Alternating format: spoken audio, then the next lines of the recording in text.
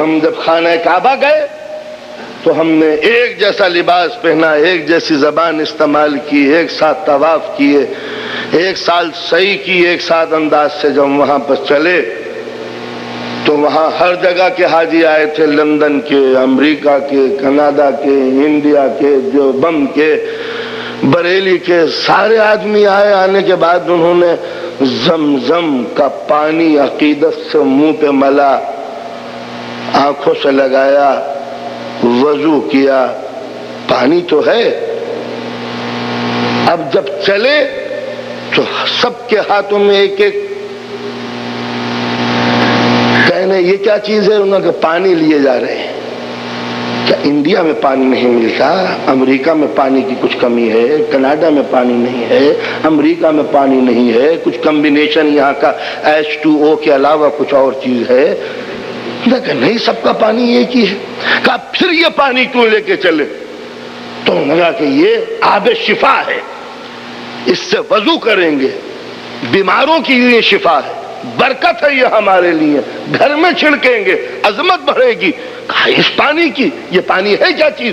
کہا تم کو نہیں معلوم، اب سے 6000 سال پہلے تقریباً اسی زمین کے اوپر نبی کا بیٹا نبی زادہ پیاس کی بنا پر ایڑیاں رگڑ رہا تھا، اس کے ایڑیاں رگڑنے کی بنا پر چشمہ جاری ہوا، اس چشمے کا نام ہے آب زمزم۔ 6000 برس ہو گئے آب زمزم کو بہتے ہوئے، اور آج تک یہ مقدس ہے، ڈیوائن ہے، ہولی ہے، پیارا ہے، شفا ہے، بخشش ہے، سہارا ہے۔ تو 6000 سال کے پیریڈ میں کہیں اس کا ایک فٹ ختم نہیں ہوا، تاثیر ختم نہیں ہوئی۔ کہا عظمتیں جو وہاں سے آتی ہیں ان کی پیریڈ کی بنا پر عظمتیں ختم نہیں ہوا کرتی۔ تو معلوم یہ ہوا کہ 6000 سال پہلے، 4000 سال پہلے نبی زادہ زمین پر ایڑیاں رگڑے تو اس سے جو پانی بنے وہ آب شفا بن جائے۔ تو اگر کسی زمین کے اوپر کسی نبی زادے کا خون بہ جائے تو کیا وہاں کی مٹی خاک شفا نہیں ہو سکتی؟ جب نبی زادے کے قدم کی بنا پر پانی آب شفا بن سکتا ہے، حالانکہ وہاں نبی زادے کا قدم مت ٹچ ہوا تھا، قدم ٹچ ہوا تھا، مس ہوا تھا صرف، تو پانی مقدس بن گیا۔ اور جس زمین میں خون پہ وسط ہو جائے سید المرسلین کے لال کا، وہ مٹی مقدس نہ بن سکے۔ تو جب آب زمزم سے وضو کے لیے پانی لایا جا سکتا ہے تو پھر خاک شفا بھی سجدے کے لیے لائی جا سکتی ہے۔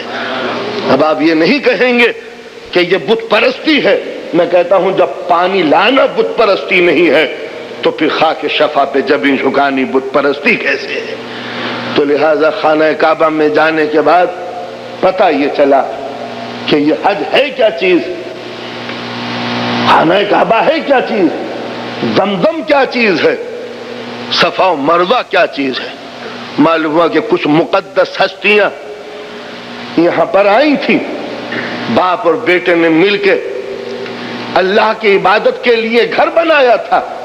سبحان اللہ، اگر معصوم باپ بیٹے مل کر پتھر جوڑ کے گھر بنا لے تو وہ خانہ کعبہ بن جائے، اور معصوم باپ اور بیٹے مل کر لاشوں کا اتنے انبار لگا دیں تو کربلا کے 72 شہید عظمتوں کا مرکز نہ بنے۔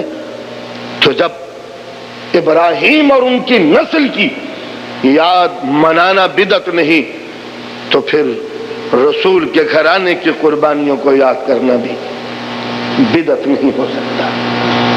جب صفا و مروہ کے درمیان دوڑنا ہر مسلمان پر واجب ہے، جبکہ صفا و مروہ کے درمیان ایک بے چین ماں دوڑی تھی بچے کی پانی کی تلاش و جستجو میں، تو قدرت کو ماں کی بے چینیاں اتنی پسند آئیں، ماں کی بے چینیاں اتنی پسند آئیں کہ ان کو سمیٹ کر مسلمانوں پر واجب قرار دے دیا کہ اگر کوئی مسلمان حج کے بعد یہ سعی نہ کرے تو اس کی صحیح رائے گاہ ہوگی، اس کا حج ناقص ہوگا، وہ گنہگار ٹھہرے گا۔